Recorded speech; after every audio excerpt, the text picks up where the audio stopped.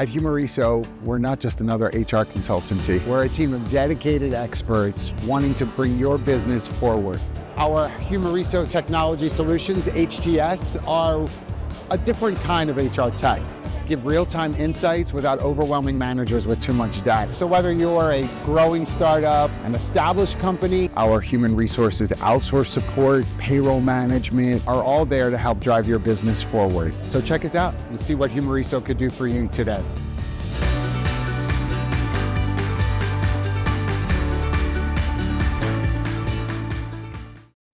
Well, good morning. Good morning, guys. What is up? Welcome in, Serge. Good to see you, our guest host with the most. Good morning, Joel. I am with the realist recruiter and the realistic recruiter. Yes, What an honor. This is You're a real in here. Just It's a sandwich in sandwich. between us. right sandwich in between. Three dudes talking about HR, like the target Nothing better. demographic. Yeah. Nothing better. Nothing better. We got the realistic recruiting. Do you call yourself the realistic recruiter, right? Because it's realistic recruiting. So Yeah. Yes. I mean, the handle on my TikTok when I first started was realistic recruiting, but I'm not the realistic recruiting. I'm the realistic recruiter.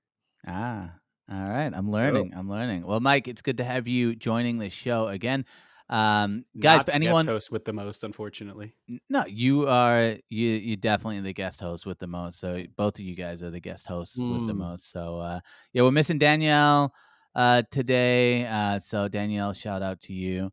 But guys, just welcome to the HR Morning Show. For anyone who is out there, we really appreciate that one listener that's out there. Just kidding. We've got at least three. No, but welcome to the HR Morning Show. What I always say is, if you can, get into the chat. Let us know who's out there. Tell us something like where you're calling in from, what company you're with. We'd love to know who's out there.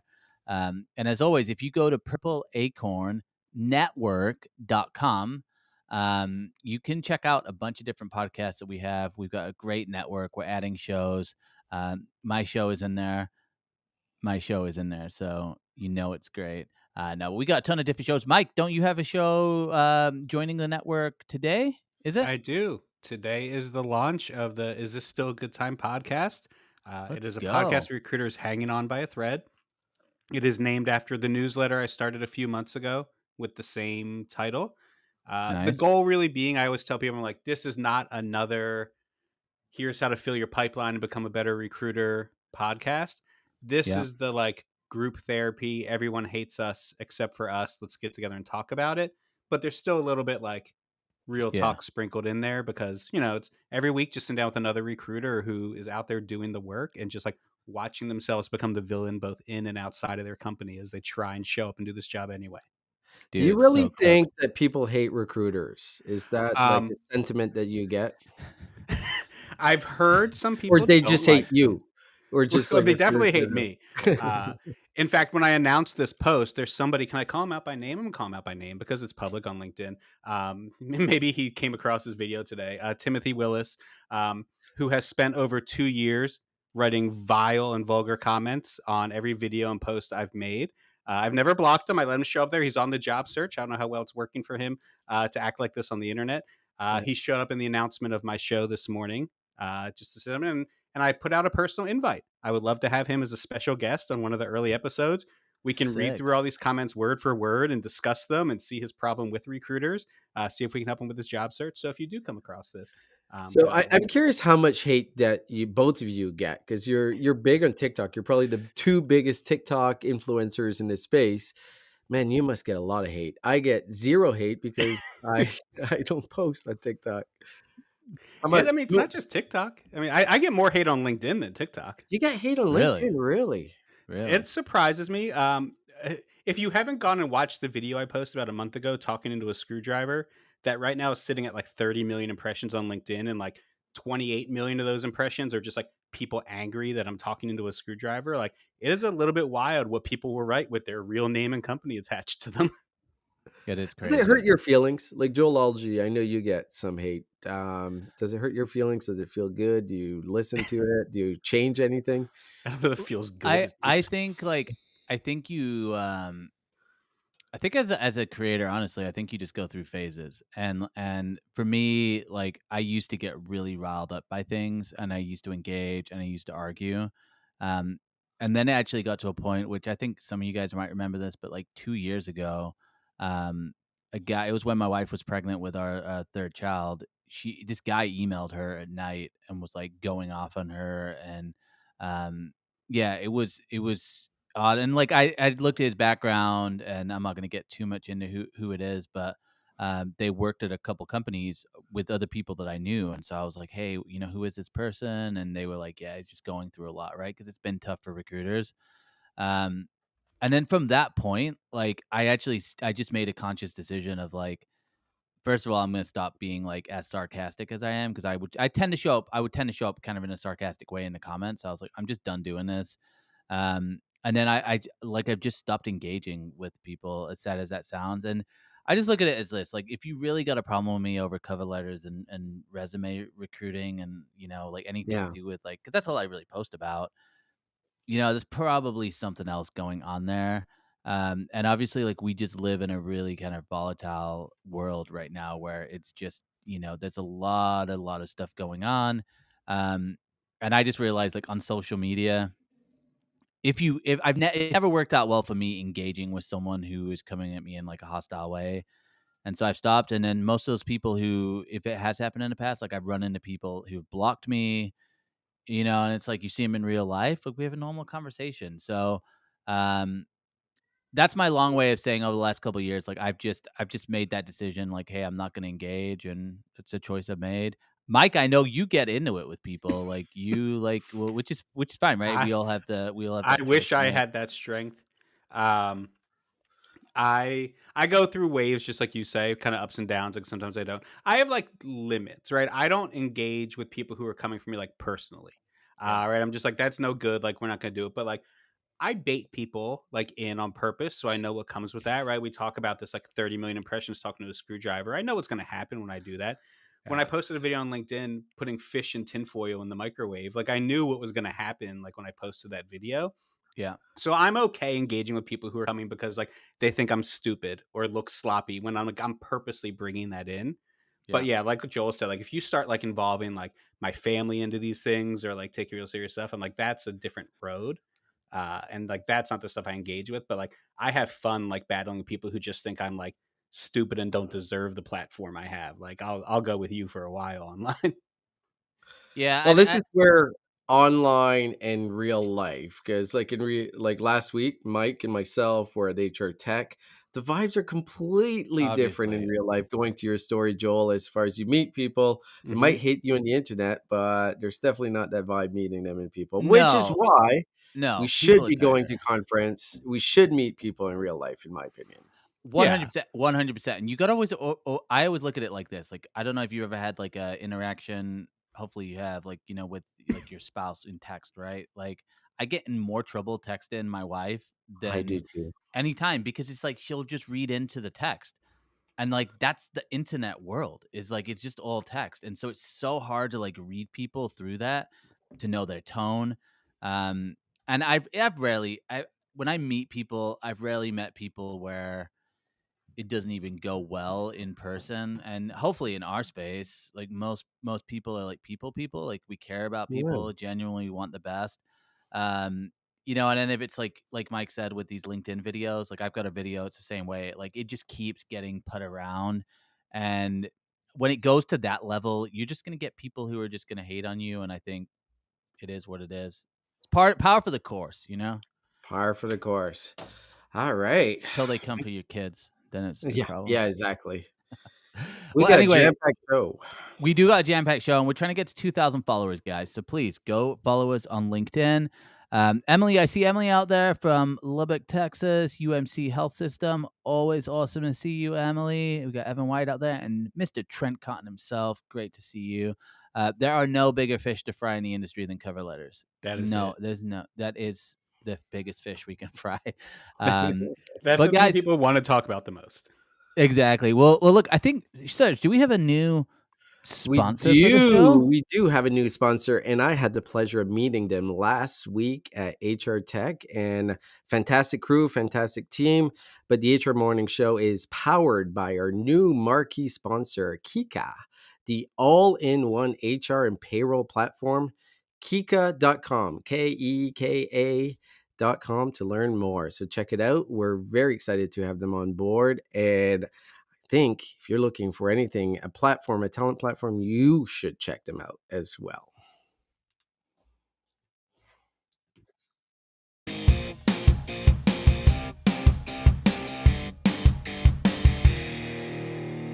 So obviously you guys live on social. This weekend there was a ton of panic. I don't know if you read or saw anything, but the administration came out with introducing a one-time $100,000 fee for new H-1B visas, which caused a lot of confusion in the marketplace. Like you were seeing some posts of employers actually telling their employees to fly back home as quickly as possible.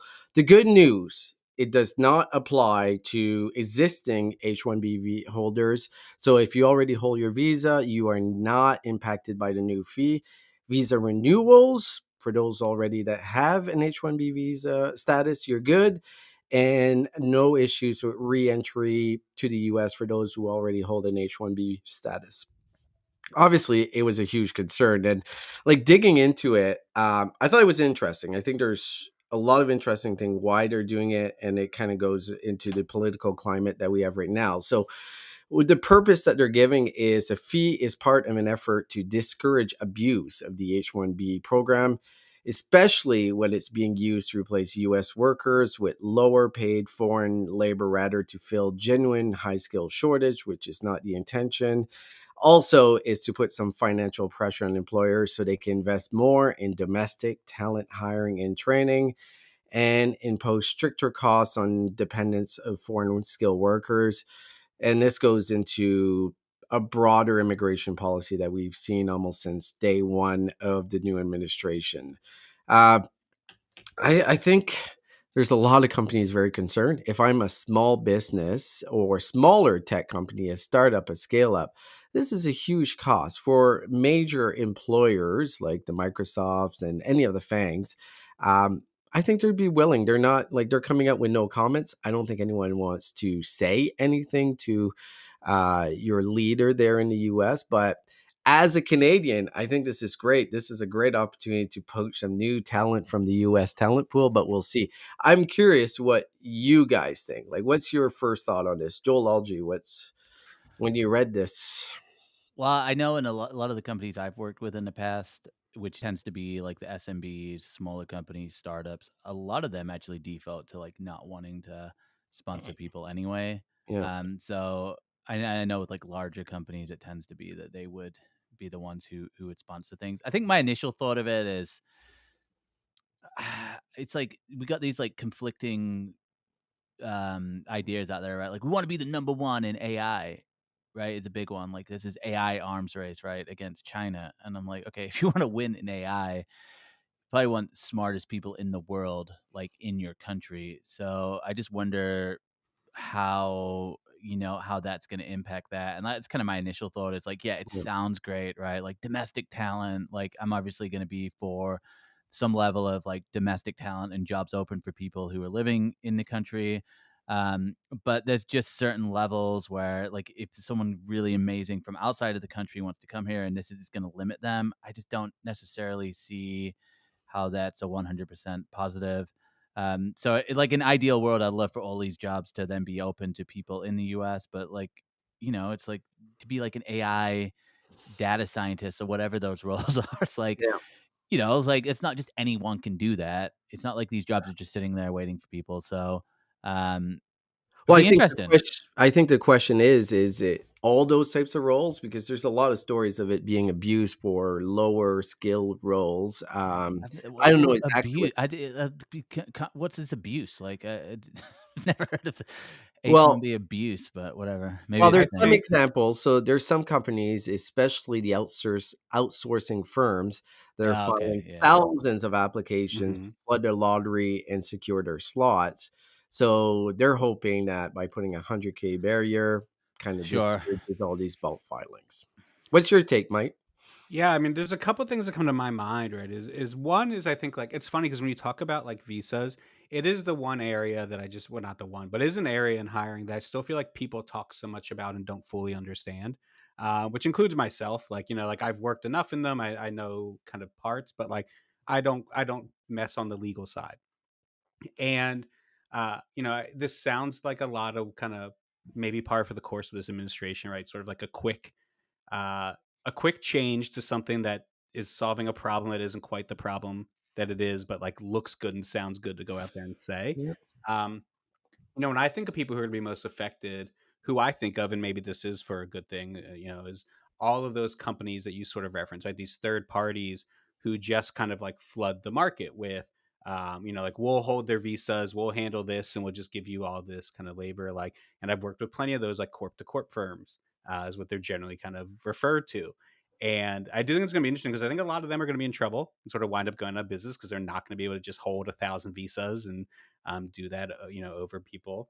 Yeah. And there are, when we talk about abuse, there are companies out there that will hire like a QA tester who they easily could find someone in the US, who can do QA and be able to get like someone less expensive on a visa. So that does happen for sure. So like, okay, if we can help solve that, great. But I also, have a lot of situations in my career where I've worked with a company who just like we needed like a middleware Oracle engineer, who'd been doing it for 10 years, and it had to be local to the Houston area because that's where this office was. It's on a remote company. And like me as the recruiter is just like good luck if you think that's gonna like be done here. And that is a lot of times that like the visas had to complain. So I do think that is necessary. I don't think things like that were stealing jobs from anybody because the company would have absolutely preferred to hire a citizen who didn't need to be sponsored to do that, but it was impossible. But they would have never been able to pay $100,000 on top of sort of getting that person in. So I do think that like I think you're going to lead, like you said, these FANG companies are going to be okay. They'll spend the money to get the Yeah. people they need to do. But I think a lot of these companies that are building and kind of don't have this money are just going to all of a sudden like fall behind and not be able to build the technology they've been relying on this, on these visas to build. And I don't know that that's a good thing. Well, the argument is, and I was reading a couple of posts on this, and there's an entrepreneur saying, I'm just going to open an office in Vancouver, Toronto. So they're still in North American time zone. It's going to be a lot easier for us to manage. I can still get the same skill set. And that makes a lot of sense. As a Canadian, I love that approach. I think we can bring in top talent. But there's also the argument that H-1B visas were leveraged to actually cut costs across the board. They were actually bringing in similar skill people just at a Mhm. lower cost. I don't know how realistic that is, but if that's happening, I totally get why this is done. The other thing too, if we look at the picture of what's happening in the white collar labor market and what's going to happen in the next 4 to 5 years, there's a lot of people that are going to really struggle to find jobs. I think we're all slowly realizing that AI is going to replace jobs. Not only, I know we've all been saying like people that know AI will replace people that don't know AI. No, I'm pretty much on the train right now that AI is going to replace the jobs and it's going to replace a lot of jobs. So we're going to have all these unemployed Americans. And what are the optics of bringing H-1B visas, people from foreign Sure. countries to fill those roles? They're not really good. And especially politically, that's a really bad message to have out there. So I get why they're doing it. I think it's very short-sighted though overall, because I think they're just trying to put a hammer down on this when in reality this should be a scaffold, not a hammer. hmm Yeah, I think that Venn diagram like is like what you have to know, like how much of that is actually overlap. Like if you took all these visas away of all these people who are struggling to find jobs, how many of them would be able to fill the roles that these visas would go into? And like I don't think we know the data on I that don't to know. actually know if it's like how, are we talking it's 10% of people or would actually get 80% of people jobs like with this law? And I think like that makes all the difference in the world. But I tend to think it's going to be on the much lower side of like who falls into that spot where they can fill these roles that visas are replacing. I was a little bit surprised with because it seems this administration has been very tight with the Bay Area overall, the CEOs. I don't know how they feel about it, but there's been like Microsoft, Apple, they've had no statement at all, which kind of, I think they're just waiting to see what's going to happen. There's no way they want to antagonize Trump in any way, but I can't see that they're on board with this. I think this is also one of those things that, like in a week, there's going to be like a new ruling about it. It's just like all of this stuff. It happens so fast with this administration, right? It just like hits the Yeah. news and then we're talking about it and then we're fighting about it. And then like a month later, it's out of the news cycle because it's like not even a thing anymore. So I think a lot of people have learned to just sort of like sit quietly and wait to see what happens first. We will see. This is something that we probably need an expert to dig a lot deeper into it. But in the meantime, We need an employment expert. we do need an employment expert. But I think we'll be watching this very closely on the HR Morning Show to see what happens in the next couple of months. But talking about experts, we have one coming up.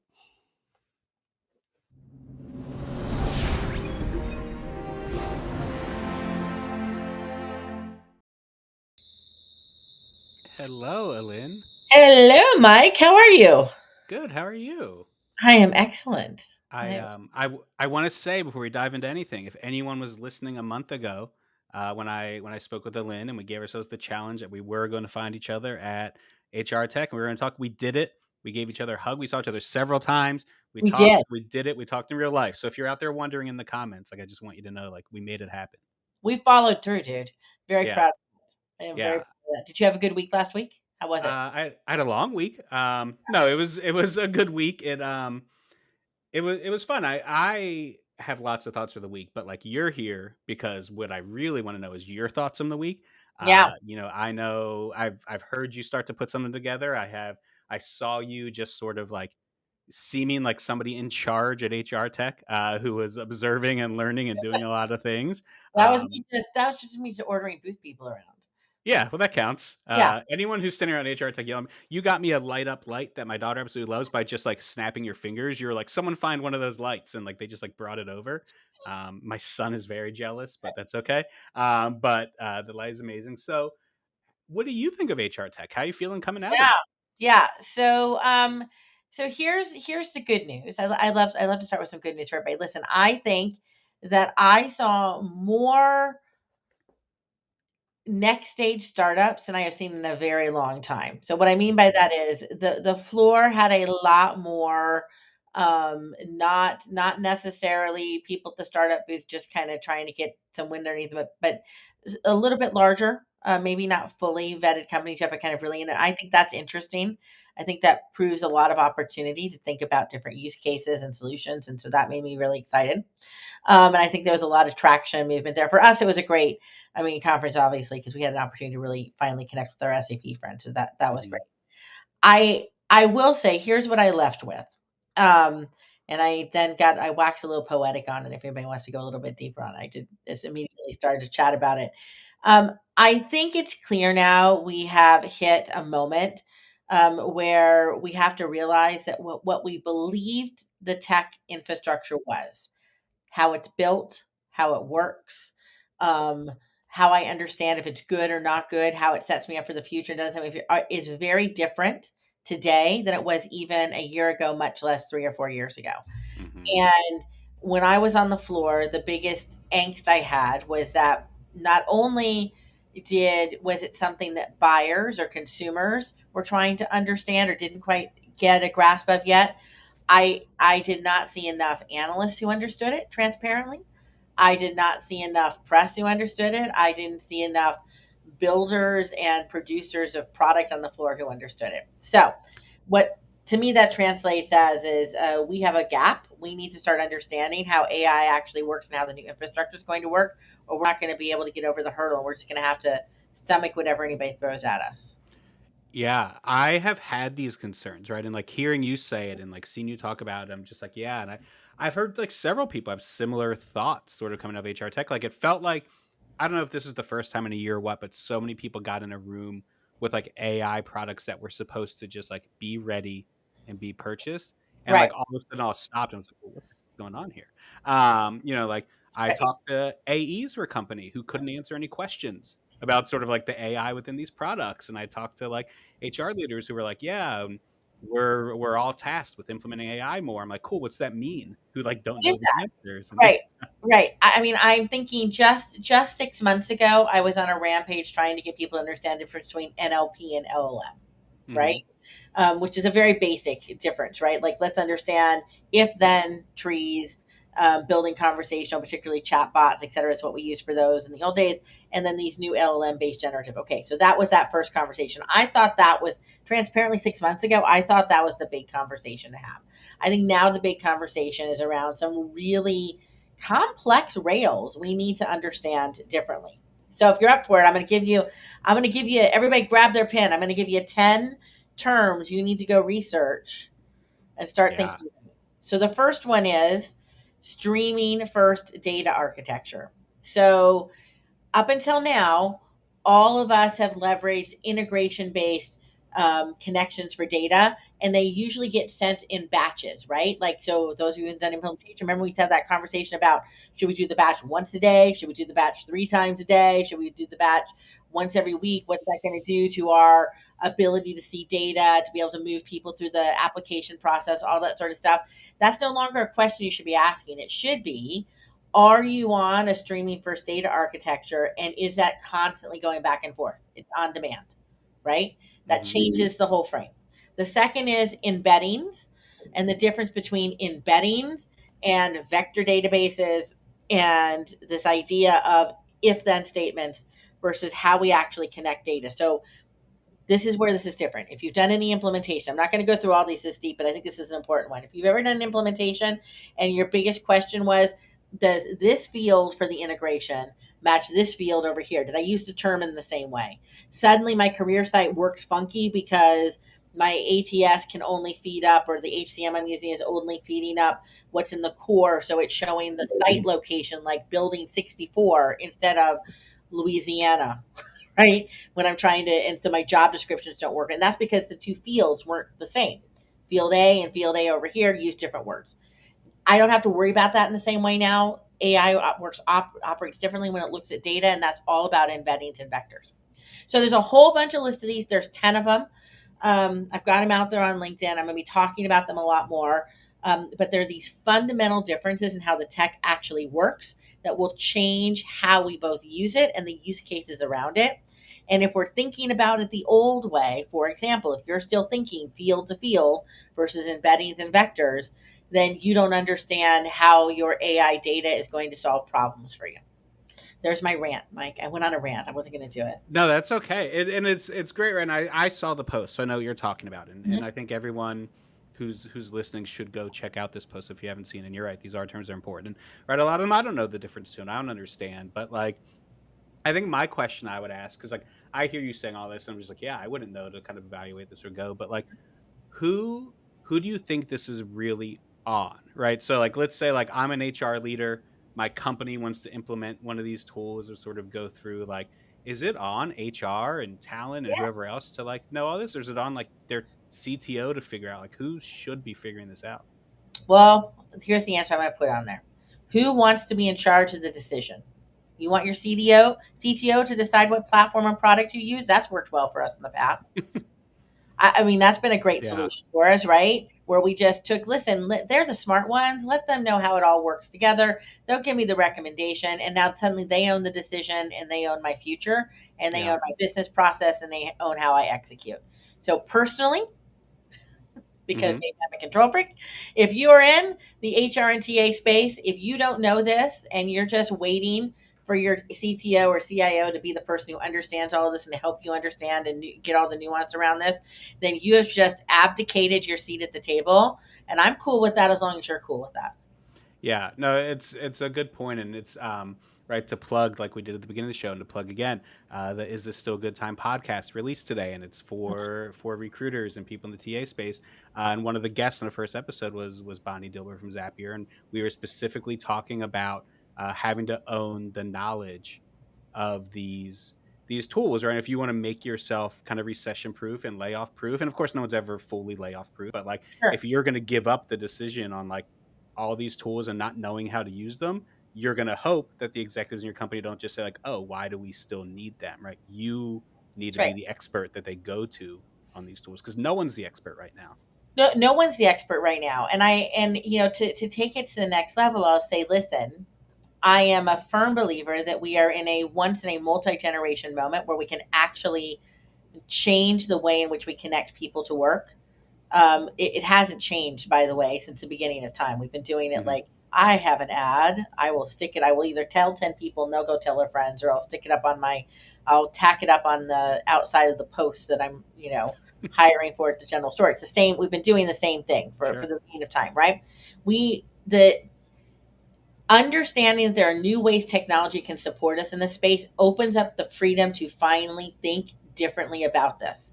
We don't have to. You want to have a conversation about why workforce planning hasn't worked up until this point? Well, it's because we haven't been able to connect the data and look prescriptively and predictively and et cetera. These new rails allow us to do that. But if you don't understand them, then you're not going to know how to build a new business process to work that way. If you want to reimagine and not and be able to think about how to grab people's information in a more multimodal way on a constant basis and not have to leverage resumes as your end all be all source, which, I don't know about you, Mike, but I'm not a fan of the resume. I can get rid of that tomorrow. I have said on this show, I dream of a future where we don't ask for resumes. Right, but I can't get rid of that unless I understand what I can replace it with or a new way to do it. And you're not going to be able to think of a new way to do it unless you understand the new capabilities in front of you to do things with. And this is such a dramatic shift in capabilities that you have to. So I'll go up and down this is my new mission in life. So, but yeah, you got to understand it. And if I can understand it, maybe I'll tell people, listen, people, if I can start to understand it, you can get it. It's not that hard. Don't let those tech bros over in Silicon Valley in their sweatshirts and Converse tell you that you can't do this. You absolutely. Yeah. And I don't think anyone understands it, right? So we said that there's no real experts. And I think that's what like a lot of people in HR, even just people kind of like AI adverse right now aren't understanding, is like there's a lot of like emperor's new clothes kind of stuff going on with this, right? And it's like we go to like these AEs talking about AI and they have no idea, right? They've been at this company for 3 months. They haven't built anything. They just like know their talking points. And I think it's intimidating some people. I think the technology is moving so fast, but people aren't realizing that like almost no humans have caught up to it yet. And like you can be one of the people catching up to it. That's right. Right. A great one I'll put out there for you. Anybody who's doing an RFP or looking at bringing AI into their solution. One of the biggest things we were having conversations about 5 years ago was make sure your AI is not a black box. Make sure that you can audit it. Make sure you understand how it made decisions, etc. If you're still walking into an RFP thinking you want somebody to prove that to you, you're already behind, because guess what? It makes its own choices and decisions now. It's learning in new ways. We can't always understand what it did. So now it's not about give me a black box. It's about how do I understand trends, identify where it's going off the rails, then figure out how to go and fix it, right? So my model for how I'm even going to assess its impact or its risk to me is dramatically different than it was 2 years ago. And if I don't understand that, then I'm walking into future lawsuit hell. Yeah. The future lawsuits and all of this stuff are something that I just talk about all the time, that like they are coming. We're starting to see them already. So let's say someone out here is listening, right? We have someone, HR leader, intimidated by all this stuff. They haven't been playing in technology and all this stuff as long as like some of us have, especially you, right? Just kind of like they want to become the expert of their company. They want to know this, like, where do they even start? And this is part of the LinkedIn post. I think you want them to like read and kind of go understand, but like, are there resources and ways for them to easily do this? Yeah, there really are. I'm going to give everybody my secret sauce. It's not really hard. I'm a horrible researcher. Really, really. I mean, I like it, but I'm really bad at it. Here's the deal. AI can help you research AI, right? So get on your chat GPT. You're all in there, right? I know you're all doing something on there. Ask it questions. Say, hey, I am operating in an HCM platform and they're looking at bringing AI into the infrastructure. What are the questions I should be asking? And it's going to prompt you. And then you ask the next question. Say, explain that to me. Help me understand that. Help me explain that to my 5-year-old child, right? Which I do frequently so that I can understand it, right? So that would be my number one goal. Like, listen, just go ask your GPT some questions, and you're going to start getting Yeah. some answers. Then go to the next level and try and research it and get to the next level of information. And then start following people out there who are talking about this. There's a great series. So I do some stuff out there on TikTok, but also those who are following Torrin Ellis, I'll be big call out for him. He's starting to do a really interesting AI series out there, kind of really breaking down the basics for people, and he's experimenting with different tools, and that's fun to watch and see what people are doing. So there's my answer. Just keep your eyes open, ask questions, and don't be intimidated. Trust me, nobody knows what they're talking about. You're cool. It'll be fine. Yeah. And if you are an executive at these companies, also admit that you don't really know what you're talking about, and like get yourself and your employees these resources and information. Like, do not just be throwing the term adopt AI at them and then like stepping back, assuming that it's going to go well. Because I'm seeing a lot of that.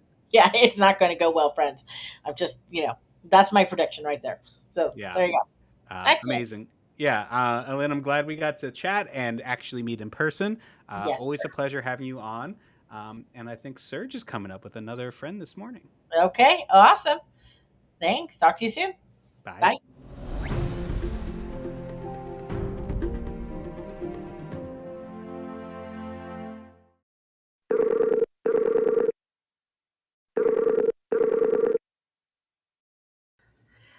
Well, hello, Madeline. Hi, Serge. It is always a tough act to follow, Lynn. I just love, she just gives so many great nuggets. I know. She is fantastic. Like, she is the one thought leader in this industry that everyone needs to follow because like she's so articulate with her thoughts and she really is forward thinking in everything we do. But let's take a step back here. I'm a little bit starstruck because I have been following you for a long time. I was thinking this morning, I started reading your research as a practitioner probably in 2020 or 2021. And then the first one I ever read was Talent Acquisition Systems. I was a practitioner. I was trying to figure out what my new ATS was going to be. Yeah. And I found you. I think you appeared on a very popular podcast or whatever. Then I started reading your research. So every time you have something new coming out, I'm the first one to download it. So kudos to you, Madeline. Aw. Like, you're doing excellent work. I'm sure Appreciate that. the majority of our audience knows who you are, but do you mind giving us a brief intro of who you Sure. are, what you do, and what is Aptitude Research? Oh, well, thank you for that, Serge. I've been a fan and follower of yours too. So I really We've never appreciate that met. so That's much. the I crazy know. Is part. that crazy? It's crazy. So I'm an analyst. So I'm a researcher. I do research on the HR technology market. I started a company, Aptitude Research, 10 years ago. So a little bit over 10 years ago at this point. And we study the HR tech market. We publish a lot of research reports. We do a lot of advisory. And we just published a major study similar to the ATS report you referenced on the CRM market, which has been very, very interesting. Yeah, I definitely want to dig into it, but I'm very curious of so obviously last week was HR Tech. I found the vibes overall really good on the floor, even though I kind of get a sense a lot of companies are kind of struggling. It's a very noisy marketplace. But what was your take? Like, I'm sure you spent a lot of time on the floor. I think we will agree what the buzzwords were, but I'm curious what your thoughts were. I thought the same thing. I thought it was a great vibe. I think there were a lot of companies there to buy technology, which is a great indicator of where we're at in the market. Yeah. And the buzz was all about agentic AI. So everyone making announcements about new agents, some not really agents, some actually agentic models. And that was the big theme. The other big theme was like a lot around managers. So people managers, hiring managers. And I think providers trying to figure out, can we build agents to support the managers? And also, can we sell, I think, the fear around, what's going to happen with restructuring for AR or TA departments? Should we sell directly into people managers? So a really good point. It's one of the things that just going through agentic AI was definitely the buzz. If I think about 2 years ago, AI, it's like they kind of put up the stickers over like D&I or whatever the hot topic of the particular time was. Definitely this year, agentic AI.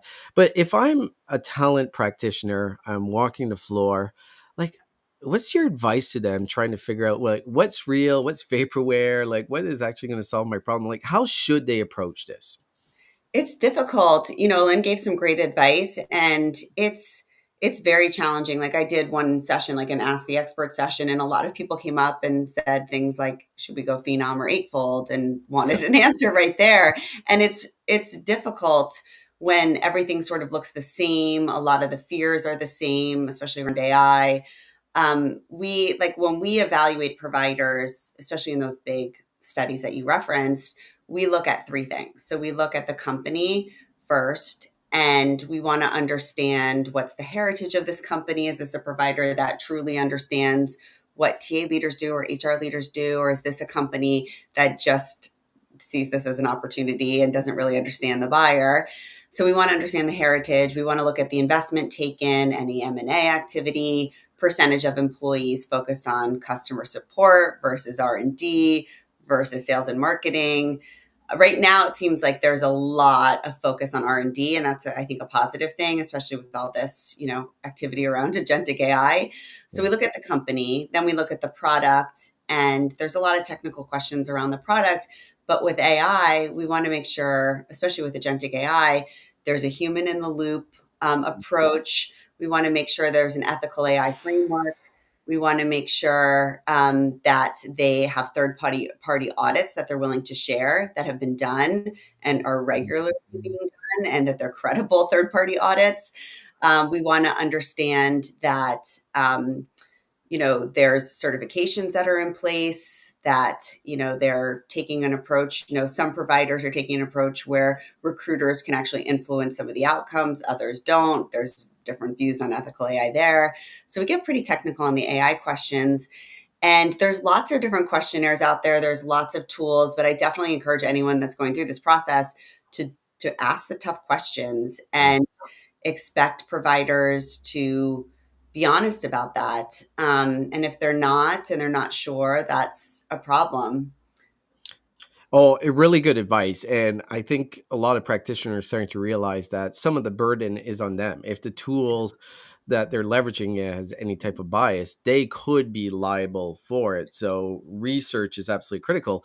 But as, say, a HR tech vendor or a TA tech vendor, I'm not a fan of this because it's the sales cycle definitely becomes a huge challenge. What are you hearing from organizations right now when they're talking about their sales cycles when it comes to anything that involves AI, agentic or not? It's changed a lot with AI. Like last year, I think the sales process was frustrating for a lot of vendors because it almost felt like it was just halted altogether if AI was even discussed. And it seems to have changed overnight. Now there seems to be this green light around AI and investing in it. So that's positive, I think, for everyone. But the sales cycle's long, and it used to be, 6 months to a year, and now we're seeing several years, and that can be frustrating for sales leaders or AEs that, have been working an account for a long time and might not want to stay with the provider, and things are shifting and changing, and they're spending years on this account. So I think it's frustrating, but it's the benefit, I think, is that the deal sizes have gone up. So the sales cycle is longer, but we're not talking a couple $100,000 anymore. We're talking a lot of deals that are well over $1 million. You alluded at the start a little bit that at HR Tech there was companies looking at potentially acquiring smaller companies. The last month has been kind of crazy. There's been a lot of acquisitions, two really leading the marketplace: Smart Recruiters, SAP acquiring Smart Recruiters, and obviously Workday acquiring Paradox. Is this what we should expect for the rest of the year? Like, what's your thoughts? Like, I know it's not exactly your world, but I'm really curious on your take on it. I think absolutely. I think everyone thought we'd see tons at the beginning of this year, and that didn't happen. I think there was political changes, and people were unsure about the economy, so we didn't really see that at the beginning of the year. And all of a sudden, it's been crazy, and we're seeing huge announcements like SAP acquiring Smart Recruiters and Workday acquiring Paradox, and then smaller ones like iCIM's recent announcement of Aptly. I know Trent's That's on. I'm right. probably mispronouncing the name, but I think the common theme with, and then Radency Acquiring My Interview, the common theme with all of them, which is awesome, is they all make sense. Like, it's like, yes, this makes complete sense. This is great for your customers. It's great for these providers. They're really, really smart acquisitions. And most of, I think, past acquisitions we've seen in this market have not been as smart as what we're seeing right now. Yeah, I'm really looking forward to the rest of the year. Like, there's nothing more. I'm totally a geek because when I see an acquisition come through on LinkedIn, I'm like so excited by it. It's like Christmas, right?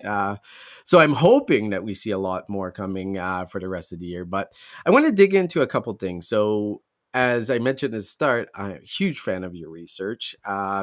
And you usually come out with a couple of researches a year. Some are very in depth. And I love your approach because even people that are not that smart can read it and really get a good sense of it, which is me. I need it simplified so for me to understand.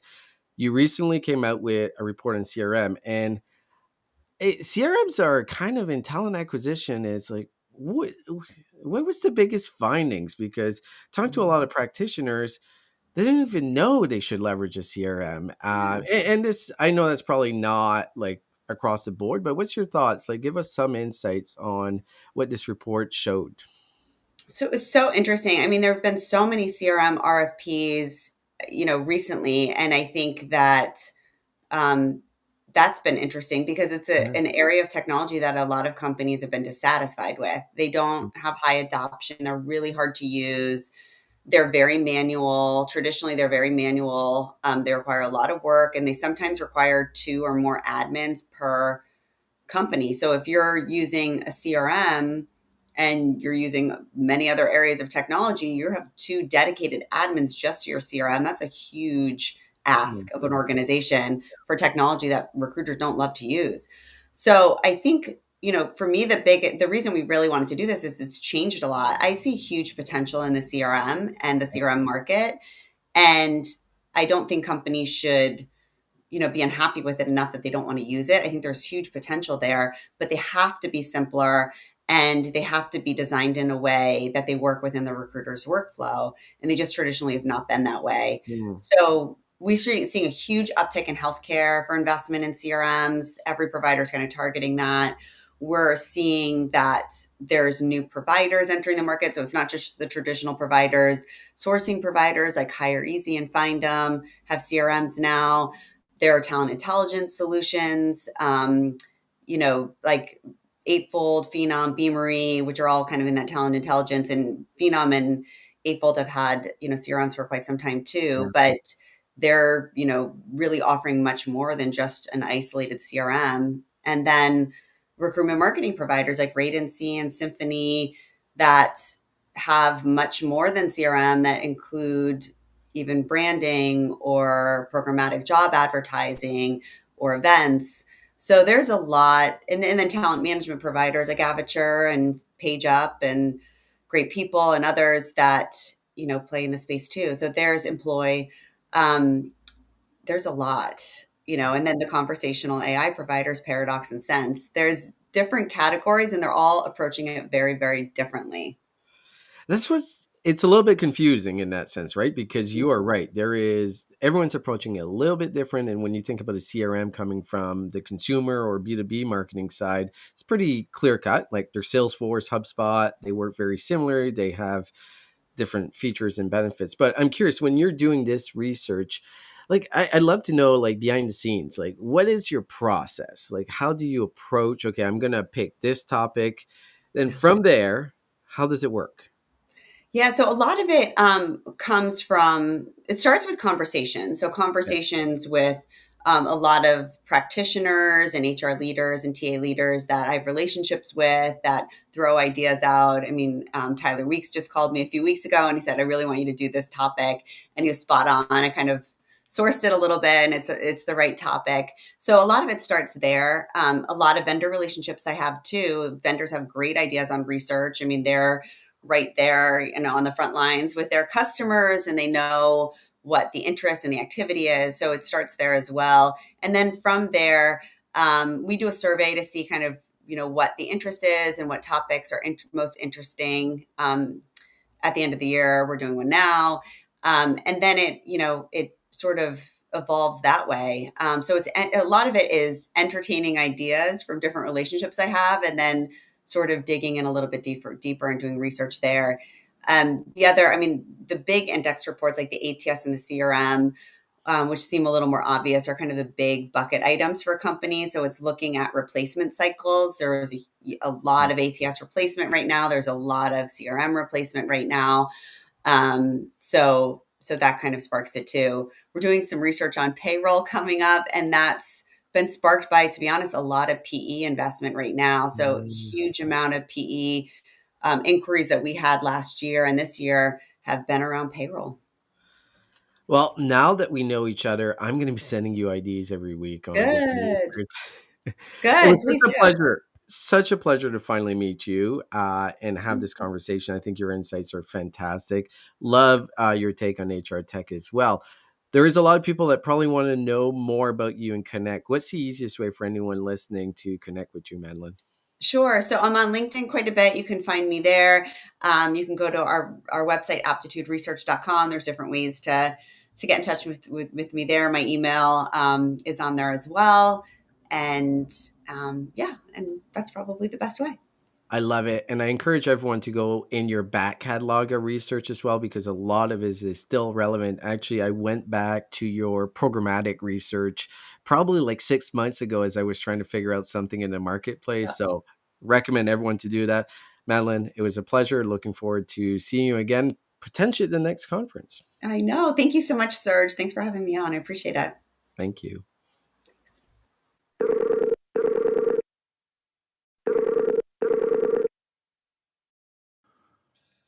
Ring, ring. We got Hello. another purple acorn member of the family here. Matt Alder in the house. Matt, how you doing? I'm very good, thank you. I can't believe you got me on the same show as Lynn and Madeline. How am I going to follow that? Well, the pressure's on. We've strategically on, done this.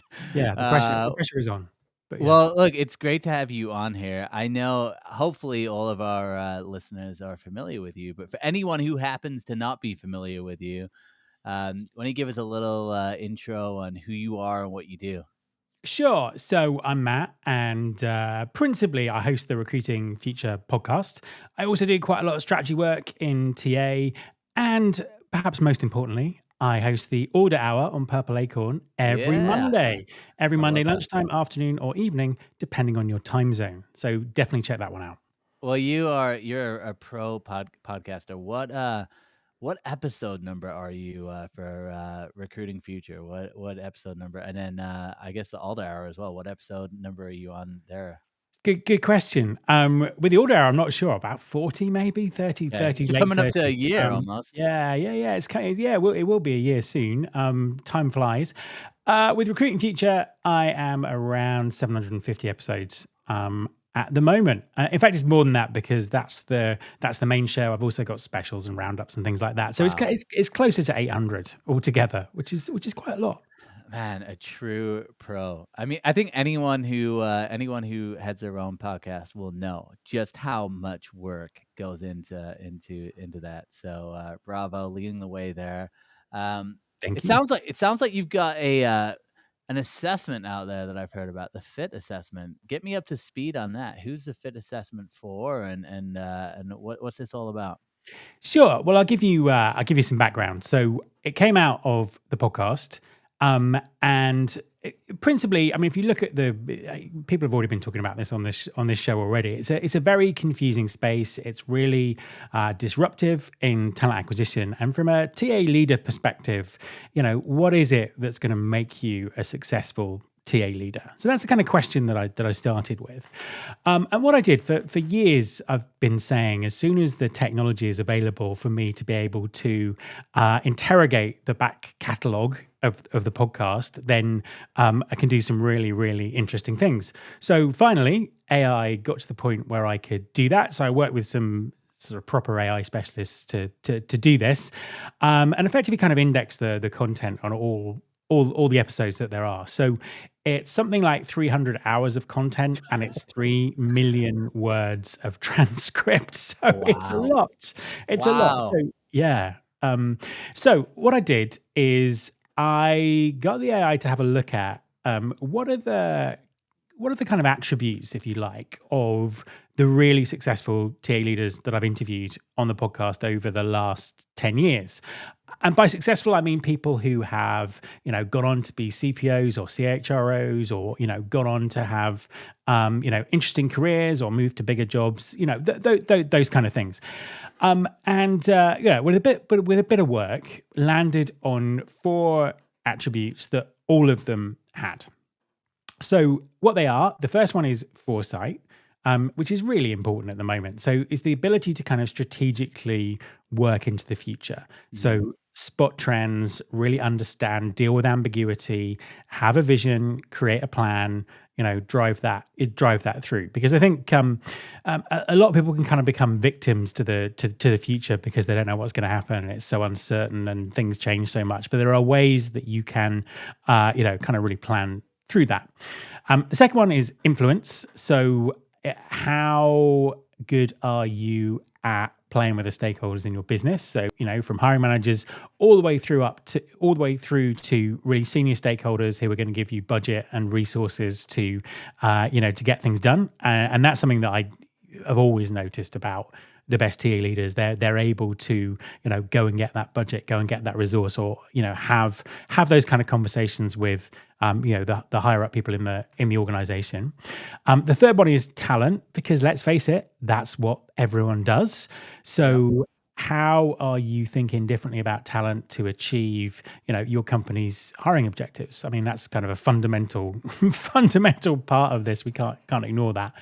And then the fourth one is technology. So obviously, technology is the massive kind of catalyst for one of the massive catalysts for change here. So, how are people, learning about implementing and dealing with technology? So that's FITT, which spells fit. So are you fit I for the love future? that. And that's the assessment. And the assessment is a really simple set of 5-minute questions that will give people a kind of give people a sense of how they benchmark against, the best TA leaders out there. So it's been a really interesting exercise from that perspective. What's your advice for, let's say, you take the assessment, and maybe you're behind maybe where kind of like the industry leaders are. What's your advice in terms of how to get to a point, to the point that you need to be to really, really excel? Like, what advice do you have for people to grow in some of these areas? Yeah, taking, absolutely. I think the first one, for example. Yeah, so foresight. Yeah, I think generally speaking, taking charge of your personal development is content that can help. With foresight, for example, that's probably the most difficult one. The one that people are least familiar with. Yeah. There are tools and models that you can learn about that will really help you kind of shape the future. So we can't predict the future. But what we can do is we can make some very good guesses about what's going to happen. And there's a whole structure that you can work through. The discipline is called strategic foresight. And you can kind of work through, you can spot trends, you can play out different scenarios in terms of different things that might happen. And then once you've done that, it's really important to create a vision. So I think at the moment, all bets are off. I think that within an organization, the person who has the strongest and most compelling and most realistic vision is probably the person who's going to drive the most change. So a lot of that is actually creating a vision for talent acquisition within your organization, and then planning back from that to see how you can move forward. And there are other skills that come with it as well. Agility and flexibility are absolutely key because things change every day. But often, if you look at, even if something fundamental changes about AI, it doesn't necessarily change your vision. It might change how you get there. So it's a kind of a mindset that it's important to get into. But there are a whole set of tools that people can use to get themselves there, basically. Yeah, I think this is so huge too. Like you said, this uncertainty that we've been facing, which really, I was talking to someone about this recently. It feels like almost since the pandemic, that word it got hammered into us, right? It was like, oh, it's uncertain times, uncertainty. But it's really just continued from that point. And I think what I've seen is there can be that tendency to want to hold on um, to certainty and to know, and I think that can create anxiety, right? Because you can kind of feel like you're not in control, which we aren't in control most of the time. But I particularly within TA, you've got things like layoffs. Obviously, we're bombarded now with what parts of our jobs are going to be automated away, and how's that going to look. And I think I came to the conclusion in conversation with this other person that you almost have to embrace that and just go, yeah, actually there's certainty in the fact that it's going to be uncertain. So it's like the thing that we know is certain, that there's going to be uncertainty, and you have to lean into that. But I think it is a challenge, and it's not obviously just in TA; it's just all around us all the Yeah. time. So super Mm, timely with that. mm. Um, I'm curious. You've got two podcasts, right? So you got Recruiting Future, and you've got the Alder Hour. Yep. What's the difference between the two shows, and kind of what obviously you're at like episodes probably 750, before you started the new show. So like, what was the vision behind that, like in starting the live edition, and kind of what are the differences between the two shows? Yeah, great question. So, Recruiting Future is a very, very long running, principally audio show. So there is some video with it now because you have to do video if you're a podcaster, but it's kind of really audio first in the way it works. It's also long form interviews. So each episode tends to be one interview with someone that sort of goes on for 15 20 minutes, half an hour. So it's kind of a deep dive into specific topics. The Order Hour is live and it's video, and it's a collective. So I know my name's on the title, but You own it. You own it. Well, I don't. But I have great co-hosts in Rona and Jocelyn, and we Yeah. kind of we get together each week and we talk about similar to the morning show in some ways. We talk about what's happening in the news, those kind of things, and then we'll have a guest on and do a live interview with that guest, and very often we'll have themes that run through the whole episode. So a couple of weeks ago we were shadow AI was a kind of a big theme for us. So employees using their own AI tools and what the implications of that are. So Jocelyn will bring an HR perspective. We'll look at HR dilemmas, and Rona has a section at the end called Trending and Ending, where we take something and try and work out whether it is a trend or whether it's just a fad and just a one-off. So lots of we have a bit where we all drink as well. So there's lots of fun. I love that. Real kind of variety. I love it. We'll talk to it a little bit, because I think what I've noticed, there are a lot of podcasts popping up. I think there's a lot of content creators popping up. Obviously, we kind of normalize this idea of being like a full-time content creator, full-time podcaster. But I'm curious just on your thoughts in terms of podcasting and HR tech, like how brands out there can really think about how they can leverage podcast audiences, maybe some things you've seen work, some things that don't, and your thoughts just in the future in general with podcasting and HR tech in our space. Yeah, of course. But podcasting is quite a unique medium. Obviously, I would say that because it's the one that I work in. But it is. I think if you think about a podcast, particularly an audio podcast, think about where and how you listen to podcasts. People normally listen to podcasts when they're doing something else. So they're flying on a plane, they're doing the washing up, they're walking the dog, whatever it is. And also most people listen to podcasts on headphones. So what happens is the voices on the podcast are going kind of directly into your brain, if that makes sense, which is why a lot of people kind of almost feel sometimes they have very close relationships with podcast hosts of podcasts that they listen to all the time. There's something quite personal about it.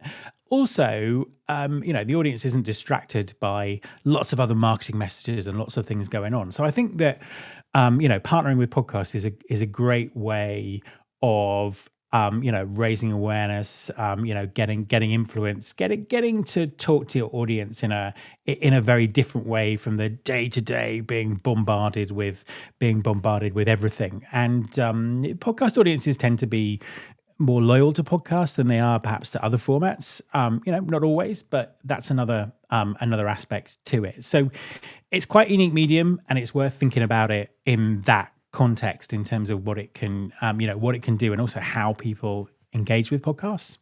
Yeah, no, it makes it. Look, I think trying to get people to focus, for a longer period of time is a challenge, right? And so I think if you, as a podcaster, or if you've got a successful podcast where you're able to, capture attention for 25, 30 minutes, I mean, that it's so powerful within itself. And I guess my last question and wrapping up here would be for those aspiring podcasters, for people who have just started, maybe they're under 10 episodes. What's the advice of how to get to 700, 800? Like, what's your biggest piece of advice to how people can get there? Just keep going. just keep going. That. I think it's what I would say is, sometimes there's a narrative that there are so many podcasts. There are too many podcasts in HR. There are too many podcasts in TA. And if you look at the numbers, there aren't. There are millions of blogs out in the world. There's something like only 100,000 active podcasts or something in the world. The numbers don't, kind of add up the way that people think they do. I think to be successful with a podcast, if you're kind of in that sort of starting phase now, is you really have to find your topic and your niche, and it needs to be something that the audience wants to listen to. So I think, the days of kind of launching just a generic interview podcast are probably over, or that, that opportunity is left. However, if you can really focus in on an area that the audience is really interested in, then, that's going to kind of really help you. And you have to think about how podcasts grow.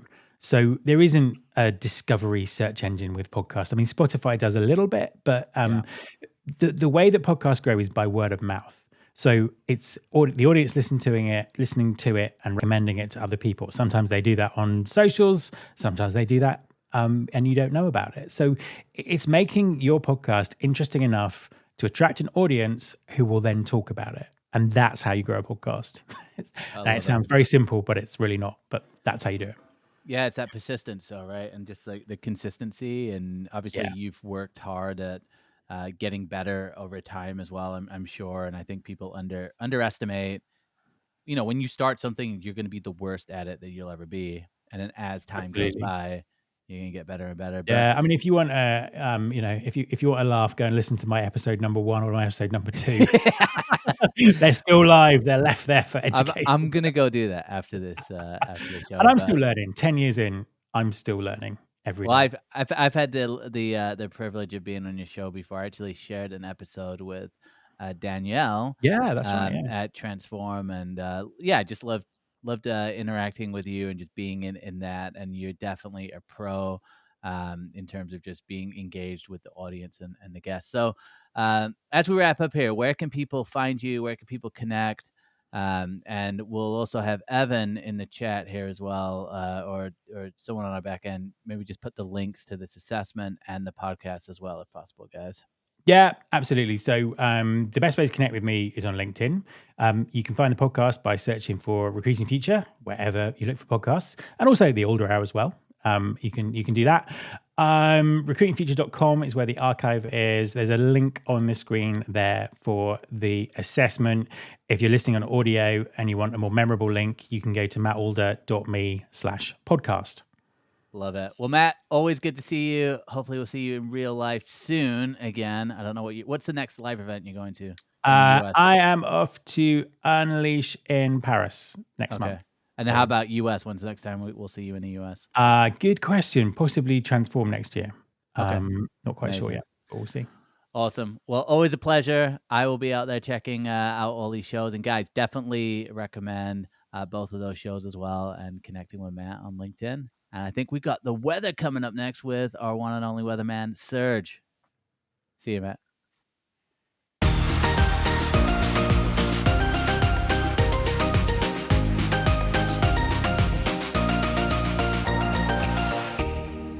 Good morning again. Your HR weather forecast calls for a major storm, and the truth is, HR isn't ready. Here's the reality. No, we're not ready. Here's the reality right now. 82% of HR pros are already using AI every day, but only 30% kind of know what they're doing. So that means most of HR is pushing on buttons that they actually don't understand. While we have finance, marketing, operations, they're all building AI fluency. They're running pilots, they're reshaping their functions. HR, well, we're dabbling. We're behind, and that's dangerous because a lot of our work is probably the most at risk of being automated. So you think about things like compliance, scheduling, screening, reporting, like all of those functions, they're at risk with AI. So if HR doesn't skill up fast, the function itself risks becoming irrelevant. So here is our biggest gap. So I think if you talk to any HR people, you will realize that our technical literacy lacks. Like, do we understand data? Do we understand algorithm? Do we understand bias? Maybe a little bit, but there's still a lot of work to be done. Do we understand real prompt engineering? Like, if we can't direct AI, we're going to drown in just like junk output. So, really important for us to really understand what those prompts are and how to leverage. And it's not that hard. But here's the problem. HR keeps telling everyone to upskill. That's kind of our job, but we're not doing it. So imagine how much that erodes our credibility with the CEOs, the C-suite, with our colleagues. So why should anyone trust HR to lead transformation if we don't transform ourselves? So my take here is we need to lead by example, because if HR doesn't own AI adoption, someone else will, which will make us even more irrelevant. So the storm isn't coming, it's already here. Either HR learns AI now or HR gets replaced by it. That's the HR weather. Let's get back to my two favorite recruiters. Love it. I love it. It's I raining AI. It's running I AI. was nodding aggressively through the whole thing off camera. This has been such a like screaming point for me. I'm so glad that we're like on and we're talking. I mean, it even goes back to what Alinda and I were talking a little bit about Yeah. too, right? It's just sort of like we are behind in this for sure. I always tell this story of earlier in the year. I did a talk for a city. I'm not going to get into like the cities, but a city's SHRM chapter, and it was a lot of their kind of HR leaders were there. And the whole talk was about sort of like making our processes more AI friendly for candidates, allowing them to use it. And I had all these examples and was referencing all these companies, and no one was really engaging or talking. I was like, this is weird. Like people usually do with this stuff. And like I got to the end, and the first question someone asked was like, so should we be setting up a Chat GPT account? And I was just sort of like, oh yeah, like I forgot I work in tech. Like I'm in this world, but I think the average HR leader who's just like leading a like manufacturing company or something just like hasn't even touched this stuff yet. And it's Which is and crazy. You yes. think about it. Like, someone asked me, I think a couple of weeks ago, like, should I have a paid Chat GPT account or whatever? I'm like, yes, absolutely, you should. Like, that $20 investment in how much easier it can make your lives overall, how much more efficient you can be at work with a $20 account. Like, you're crazy not to do it. But I'm curious, Joel, you've got to have a paid Chat GPT or Claude or Perplexity account. No. No? No, I don't. But here's my reasoning for this is Okay, like tell in me. in a lot of the work that I'm doing, so much of it is content creation, and then so much of it within executive search is I'm just really niche with the people that I'm sourcing. Yeah, So that with the free one, I'm using it more for like research, right? sure. So I have, I actually have another tool that a friend of mine bought, which I get for free. I just get grandfathered into it. So it's basically the same thing as having like a paid Chat GPT account. I would imagine, but a lot of what I'm using it for is like research when I'm prospecting or if I'm going to work with a new client. And then on the sourcing side, I mean, when we're searching for, executive HR leaders, they're already either in my network or there's a short list of people that we're going after, and then we're just really deliberate with the messaging that we have. But with all that being said, I host a show called AI in Recruiting or Recruiting in AI. I can't remember which way it goes actually, but I host that show, and it's the whole show is around Yeah. it's focused around how is your recruitment being impacted by AI? What are the tools? What are the major news? So I might not be always an active user, but I'm like very engaged in not only the conversations, but also what's going on. And I think that's what, at the bare minimum, everybody should be doing. Like, whether you're using a tool or not, I think the tools are going to change. But if you're Totally. not researching, you're not understanding that, like Lynn said, the difference between NLP and LLM, or generative AI and automation, if you don't really understand that, I think that's very concerning. And to Matt's point, you need to take ownership of your own self development, and you cannot rely, especially at an enterprise company, you cannot rely on them getting you up to speed. I think at startups you have a little bit more of an advantage, but if you're Yeah. in that position that Mike mentioned, where you're at a manufacturing company and you haven't had any innovation over the last, whatever, 3 to 5 years, take it upon yourself, right, to learn these things, because that's, I think, where you're going to be in big trouble, if you're not actively engaging. Yeah, I agree. I think one of the things that I've always focused on when we're talking to HR folks is we need to be talking about the business and the impact to the business itself. And if we're not at the same level when it comes to something that's so fundamental in this day and age as AI, like we're not taken seriously by finance, operations, like whatever department, like revenue, it doesn't matter. So if we're not upfront with it and on top of it, like we're just not involved in those conversations. Kind of goes to like, where is the seat at the table? Where is our seat at the table? Mhm. Well, if we can't speak AI, we're never going to have a seat at the table because it's reality right now. No, and Yeah. I think one of the big challenges I've seen is, like, I think, Mike, you mentioned this, is there are genuine experts, like people who know a lot about Yeah, AI, because they've been totally. doing it for like decades, right? Yeah. Before it was like commercialized in the ChatGPT. And in reality, we've all been using AI. We might not be aware of it. Like, I think of social media algorithms. I think of Netflix and how they come up with like your suggested content. This is all AI, right? Like, we're using it, it's been in products, but I think the big fear that people have is they don't want to sound stupid. And this is what the advice I give people when they start creating content and making videos. It's like, you're gonna look bad and you're not an expert. So for a lot of people who are actually experts in their field, to go back and do something and be a dummy and be someone who doesn't know anything, it takes you actually, being humble and going, okay, I don't know about this, but I'm going to be curious. I'm going to learn it. But I see a lot of fear around that. And especially, like, to Mike's point, like, I've led those panels as well, where we're talking about how you're using how you're using AI. And it takes 20 minutes for someone to say, yeah, we use it to write an inclusive job description. Like, okay, well done. We're getting there. But it's just like, release yourself from that. And I love what Lynn said, where it's like, just knowing that, hey, a lot of people are at that level. So, Yeah. but don't get left behind. Please do not get left behind. Yeah. I think that like people are not used to how fast it's all moving.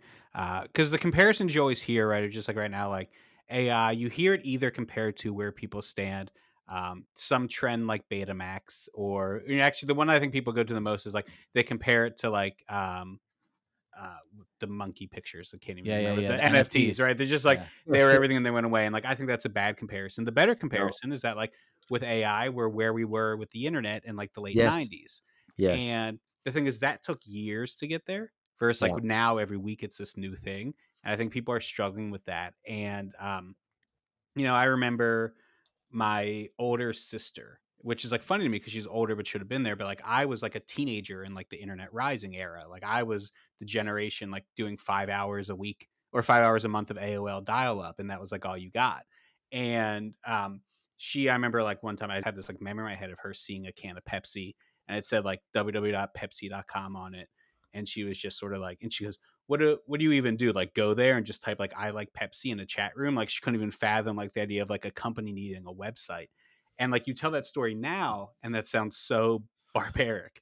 And that's what's happening, I think, with AI is Yeah. people who are just like, what am I supposed to go to ChatGPT and say, write me a job description? It's like, no, you're already behind. Like if that's your mindset to it. And that's where HR is right now. Yeah, I think it's a wake up call across the board. We have to catch up. We have to catch up quick, but That's what the weather report is. Like, let's call out some things that we need to get better in HR. So appreciate Rain. everyone's Make it insight. RAIN. Rain. Rain. Love it. Well, look, guys, we're near the end of the show, but it wouldn't be a complete show without talking about some of the events that we're going to be at. Obviously, you guys were at HR Tech. Sounds like it was a complete blast. Awesome seeing the social media posts from both of you as well, just talking about the community. Now we got RecFest coming up, which is another exciting event. We are going to be live at RecFest. I think all of us in the Purple Acorn family are going to be there. We're going to have a tent. We've got discounts to hand out too that you can get if you use what's this code, Purple Acorn, right? Purple Acorn. Serge, are you hosting? Are you speaking? What are you doing there? I haven't confirmed anything right now. As the plan, I am not Free going, agent. but I can change. Wait, what? my You're mind. not going? You won't even be there? I have dude. no, but I have to talk to Evan. He's already scheduled Daddy me in Evan. to do a bunch of things, but I Oh, don't have a that's super plane ticket or a hotel yet, so I got to figure that out. I would love to go. Went 2 years ago, did not go last year. I had serious FOMO, but someone needs to run the whole tent all day because I know you're going to be running around, Joel. And the other thing is, I think we need to do. Here's what I was thinking. I think we need to do like a red carpet, like Oscars, but like a red carpet for RecFest where we're getting Mhm. people when they come in and out. Yeah. I can be like Ryan Seacrest. Like I kind of look like him. Yeah. I think you pull that Kinda, off. But I can be Bobby Moynihan and Seth Rogen there to catch people when they come in. Man, I you also want look to. like Seth Rogen. I think Seth Rogen is like The you. internet has told me. Yeah. I've heard in the comments before, though it has shifted more to Bobby Moynihan as I think Seth Rogen ages out a little bit, while I stay young. I also want to say, right, while we're plugging and talk about the podcast today, is this still a good time that came out? Next week's episode, Jamie Leonard, the founder of RecFest, will be on, and Sweet. we are talking about RecFest and how he founded it and some of his memories I and love the it. community it brings for recruiters. So if you're still on the fence about RecFest and the Purple Acorn discount code isn't getting you, like, tune into next week's episode on Tuesday and hear Jamie sort of sell you on why you should come to RecFest. So it was a great conversation with him. Mike, you're such a This plug guy. whour. Dude. I see my Did I book in say your that? background. And, We're and talking about I'm my doing podcast. a buck signing at the Purple Acorn tent. Yes, if it's you gonna bring your be- book to RecFest, I will sign it for you. I think it'll be about $250 to get the signature in the book if you bring it to RecFest. I think that's valid. So Joel, what are you doing at RecFest? Because I know Just you doing are the a- man, right? Like I'm sure I'm- you're hosting a stage and not host. You're with Pod. I was hosting a stage last year, Yep. but this year I'm doing a talk on it's TA through the lens of HR, and I'm going to be with two HR leaders who are actually connecting up this week to chat about it. But excited about that. Always think it's cool to hear from like HR side how they're viewing TA, and obviously we're like interconnected, so it's going to be a good conversation. And then I'm just gonna be out and about, probably talking, seeing what the vendors are doing, and then obviously I just love connecting with recruiters and people who support all my content. So shout out to the #recruiter fam. It's gonna be cooked. It's gonna be cooked.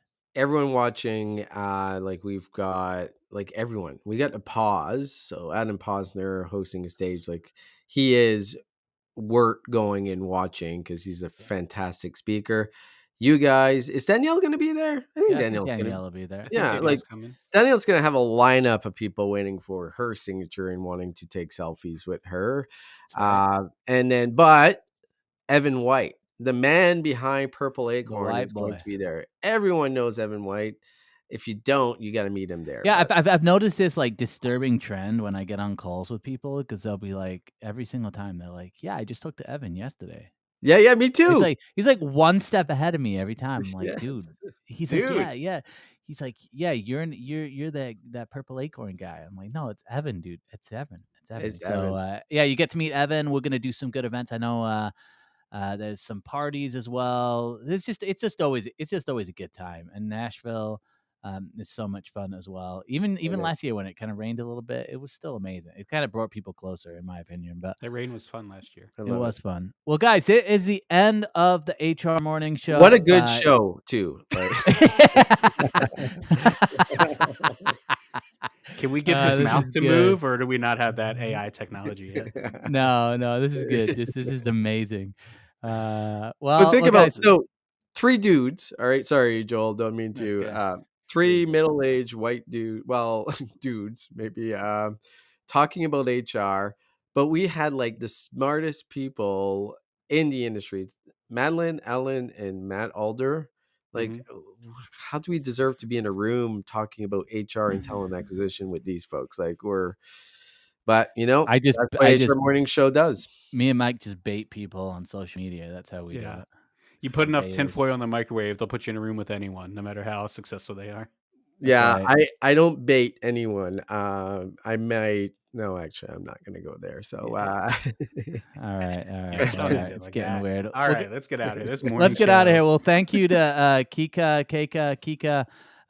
This show is powered by Kika. It's amazing to have sponsors like that. And if you want to be a sponsor of the show, get a hold of any of us. We can chat with you about that. And if you want to see more of Purple Acorn, please check out purpleacornnetwork.com. You can find us on Spotify, iTunes, and YouTube. But that's a wrap, guys. Mike and Serge, awesome to be with you guys. Looking forward to hanging out in real life soon. And we will talk next week. See you guys. Bye, everyone out there. Bye.